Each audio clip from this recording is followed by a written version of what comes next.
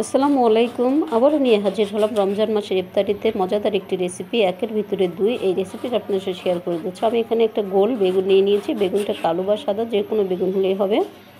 দেখুন আমি কিভাবে স্লাইস করে কেটে নিয়েছি, একদম পাতলা করে কেটে নিতে হবে। সবগুলো বেগুন আমার এভাবে কেটে নেওয়া হয়ে গিয়েছে। এবার আমি একটা বাটিতে পানি নিয়ে নিয়েছি। পানিতে এবার আমি পরিমাণ মতো একটু লবণ দিয়ে দিয়েছি। এবার বেগুনগুলোকে আমি 15 মিনিটের মতো ভিজিয়ে রাখবো। আমি দেশি হোমমেকার ওয়েলকাম করছি বরাবরের মতো আরেকটি ভিডিও দেখার জন্য। আর আমার লাগবে এখানে আমি 2টা আলু আগে থেকে সিদ্ধ করে নিয়েছি। এবার আমি আলুগুলোকে খুব ভালো করে ম্যাশ করে নিচ্ছি হাতের সাহায্যে। আর এখানে আমি পেঁয়াজ এবং কাঁচামরিচটাকে আগে থেকে হালকা ভেজে রেখেছি তেলের উপরে, সেটা আমি এর উপরে দিয়ে দিচ্ছি ধনেপাতা কুচি, দিয়ে দিচ্ছি এখানে আমি স্বাদ মতো লবণ,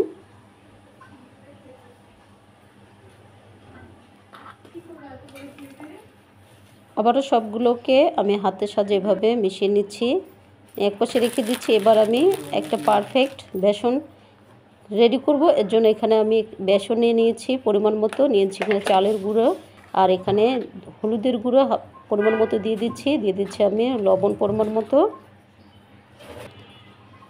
দিয়ে দিচ্ছি জিরার গুঁড়ো পরিমাণ মতো, দিয়ে শুকনো আর একটা এখানে আমি একটা শুকনো মরিচ ভেজে তারপর ভেঙে দিচ্ছি। এবার আমি এখানে দিয়ে দিচ্ছি রসুন বাটা, আদা বাটা খুবই সামান্য পরিমাণ দিয়ে আমি হাতের সাহায্যে আমি এগুলোকে ভালো করে একটু মিশিয়ে নিচ্ছি। নেওয়ার পর আমি একটু একটু করে পানি দিয়ে কিন্তু সুন্দর একটা বেটার তৈরি করব। দেখুন তৈরি হয়ে গেলে কিন্তু পারফেক্ট একটা বেসনের গোলা।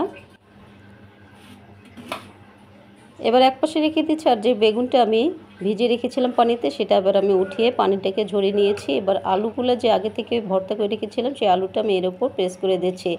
এভাবে কিন্তু আলু বেগুনের রেসিপি একসাথে হয়ে যাচ্ছে রমজানের স্পেশাল একটি পারফেক্ট আলু বেগুনের রেসিপি। অবশ্যই পাশে একবার হলেও ট্রাই করবেন। দেখুন একটার উপর আমি আলু ভর্তাটা দিয়ে আর একটা বেগুনের চাক আমি এর উপরে চেপে দিচ্ছি।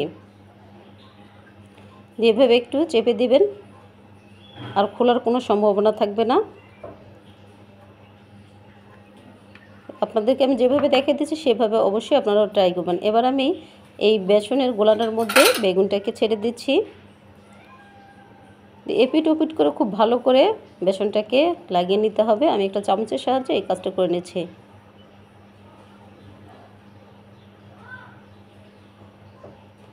এতটাই মজাদার এবং ফুলকো হয়, অবশ্যই বাসায় একবার হলে ইফতারিতে ট্রাই করবেন।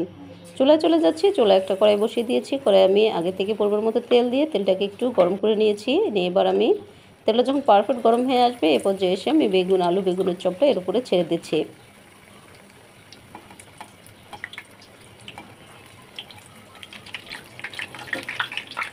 এক পিঠ হয়ে গেলে আরেক পিঠ উল্টে দিচ্ছি।